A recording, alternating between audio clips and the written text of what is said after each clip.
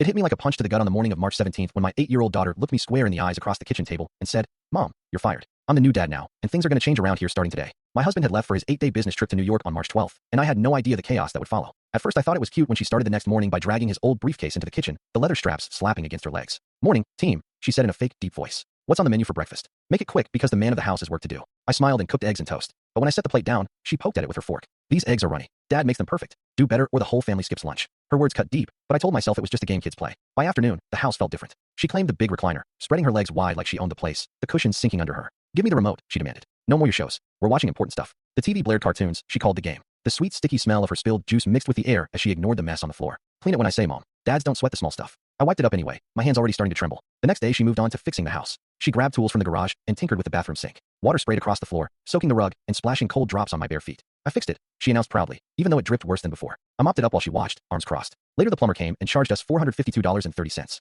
"See, I saved us time," she said without a care in the world. Her little brother got bossed around next. "Pick up your toys or no dessert for you," she told him sternly at lunch. "Dads keep the rules tight or nothing works." He looked scared, clutching his toy truck tight in his small hands. She even made a list of chores on paper and stuck it on the fridge with tape. "Everyone answers to me now or there will be consequences." The insults kept coming hard. "Why are you always complaining, Mom? Dads handle stress without whining like that. You're lucky I'm here or this house would fall apart in a day." Each one made my blood boil hotter, but I stayed calm on the outside. In neighborhoods like ours, one kid acting out, and suddenly the whole block is whispering about your family. These days kids pick up crazy ideas from videos and think they can run everything better than the adults who actually pay the bills. The pressure built day by day until I could feel it in my bones. By March 16th my hands shook every time I poured her milk. Sweat beaded on my forehead and trickled down my back even though the air conditioning was on full blast. My heart raced like I had run a mile, and a tight knot formed in my stomach that would not go away. How could my own daughter make me feel this small and angry at the same time? I wanted to hug her and ground her all at once, but the words stuck in my throat. Then came the breaking point on March 18th. She blocked the door as I tried to leave for work, her little body planted firm. "No job today," she said. "The family needs the dad home, and that's me. If you go, I'll call Dad and say you left us all alone." My legs felt weak. My breath came fast and shallow, chest heaving under my shirt. Sweat soaked through my clothes as I stood there, shaking with the effort not to yell back at my own child.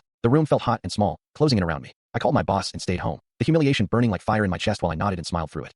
I spent the last days playing along, writing down every demand and every extra cost in a hidden notebook. When my husband came home on March 20th, tired from the flight with his suitcase wheels rumbling on the tile, she greeted him with arms crossed like a boss. "We don't need you anymore. I've been the new dad and did it way better than you ever could." I stepped in with my folder ready. "Great news then. Since you're the dad now, you handle the bills from your week in charge." I read the list slow and clear so she could hear every number. Plumber $452.30. Extra food because of your steak demands $142.50. Broken remote you dropped $67.89. Plus the cabinet you wrecked another $120. I handed her a small stack of her own coins and plain money from the piggy bank. "Pay it back from your savings and allowance starting now. And every future trip Dad takes, you get all the dad work for real, no breaks, no fun, no complaining." Her eyes widened and her face went pale. She dumped her coins on the table, counting them with shaking hands while the reality crashed down on her. My husband agreed completely without saying a word. In this city, a kid's big ideas can flip the power in a second if you let them. She never said another word about being the dad after that night. And with her last coin clinking on the table for the dad tax, my daughter finally learned that taking over the house means paying every single price that comes with it. No exceptions, no do-overs.